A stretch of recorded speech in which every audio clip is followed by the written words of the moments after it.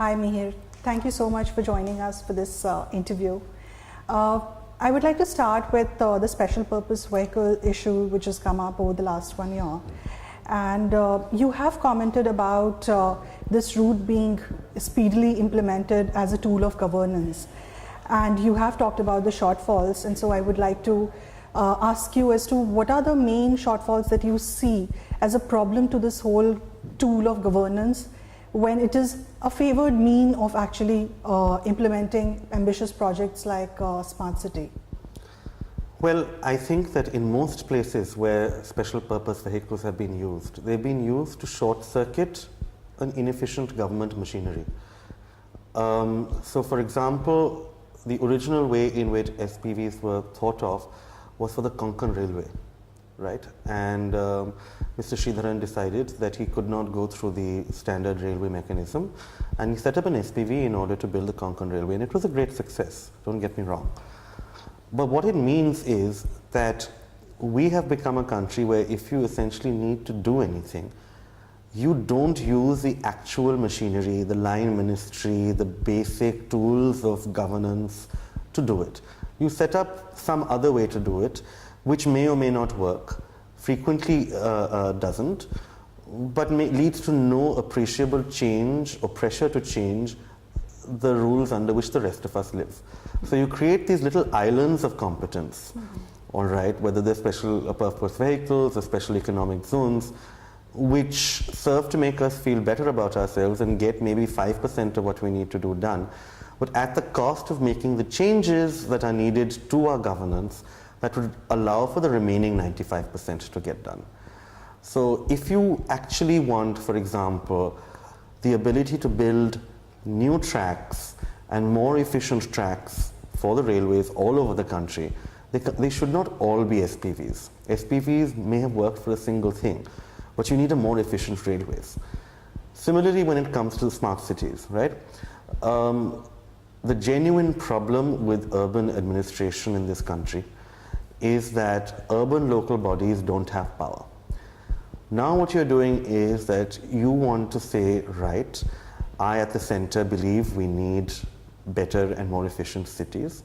What I'm going to do is that under the smart cities scheme, I'm going to set up these series of special purpose vehicles. This is going to run into trouble because of two things. First, these SPVs are cut off from democratic accountability, right? So if there's something, if I'm a citizen of Aurangabad, Aurangabad gets chosen as a smart city, and an SPV comes in to fix my, the way that I pay for and I'm provided with water.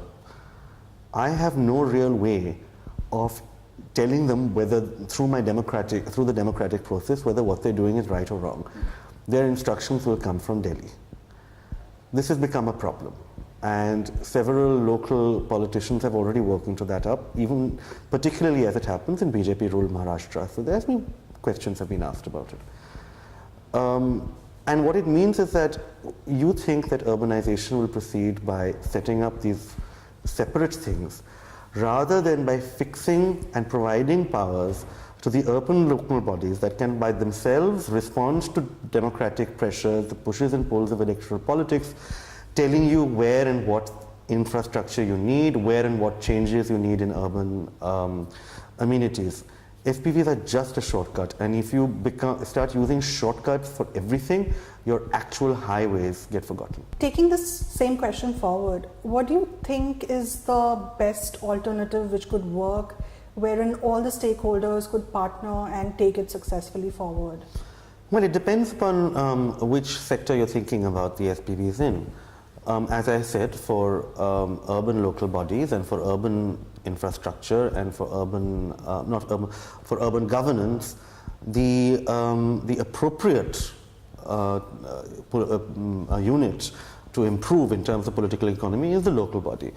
If you're thinking about building a highway or building a flyover, it's not cool to use an SPV for that. That should be coming from a standard set of parameters. It should be bid out by the government under one of 2 or 3 basic templates of how it's done. You should not ideally be setting up discretionary different SPVs for every project that you like. What happens frequently then is that I pick up If I am a minister who wants a particular project done, I say, I'll move it to the top of the list by making it an SPV. It's become subject to too much discretion. The correct way to do it is to improve the processes that you have in place, and those processes must take into account democratic accountability, they must take into account efficiency, they must take into account the ability to bring in capital. All right? So we already have a clear idea of how we need to improve our processes. Stop having SPVs being your thing. Make the regular purpose vehicles should be as good and as efficient as special purpose vehicles. That sounds like a long-term plan. Well, unfortunately, we're in a position in this country where every change that you need to make is in fact something that is long-term, because we've postponed so many changes that and through shortcuts like SPV, that now we are stuck with the tough things to do. Yeah, and we need a sustainable solution to that. Exactly. So the question which finally boils down is that we need to build our state capacity, and for that purpose we need local administrative needs to be completely internalized. How do you think this can actually take place over time? The barrier to creating more efficient local administration and greater capacity in local administration is usually that in the end, it's the state chief minister who decides, and state CMs don't want to lose control of metropolitan areas in particular, or of urban areas more generally. This is where you collect your cash, if nothing else. I mean, there are other reasons as well, but frequently it boils down to it being essential for the business of politics. So you have to somehow break that connection. The only way that you can typically do that is by incentivizing the chief ministers, by giving them something in return for them giving up this revenue stream.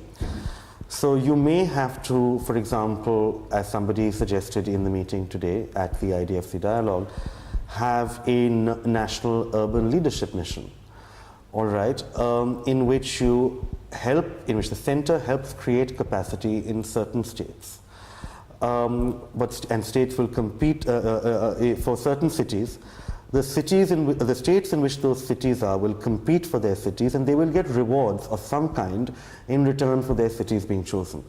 And then those cities will be granted a certain degree of local government, maybe a directly elected mayor, and so on and so forth. So it is once again a basic. It's not going to be easy, because the way that the center no longer has that many levers over state chief ministers. State chief ministers have become powerful, and they've become powerful partly by cannibalizing city politics. So you have to have the state chief ministers give up this power, and the only way that you're going to be able to do it is by incentivizing them in some other way, giving them some other form of control. But the essential way in which you have to do it is by the center saying, look, we have this plan, we can come to the city that you choose, we can flood it with capacity, we can take 1/3 of the people from the Niti Aayog, for example, who's sitting around doing nothing, and help them create a template that is suited for that particular city in terms of improving e-governance and improving access to water and to education, etc., etc., etc. But that will need to have buy-in from the state chief minister, and that is designing that buy-in is a basic political problem.